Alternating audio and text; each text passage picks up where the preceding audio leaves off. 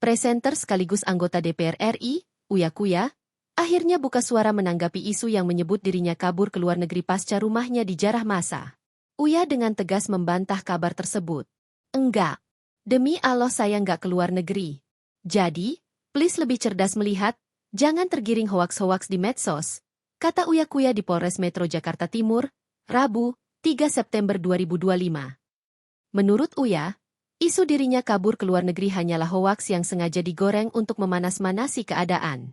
Ia menyebut ada banyak video dan narasi yang menyesatkan soal dirinya. Ada video-video saya joget-joget, gaji 3 juta rupiah segala macam, itu yang menggiring, memanas-manasi. Pokoknya intinya, dilihat benar dulu, apa yang dituduhkan itu sesuai fakta atau bukan, tegasnya.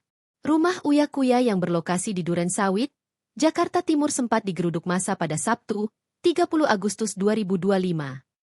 Dalam kejadian itu, situasi sempat mencekam karena massa merangsek masuk setelah sempat dihalangi warga sekitar. Menurut Uya, warga di sekitar rumahnya sempat membantu menghalangi massa agar tidak masuk.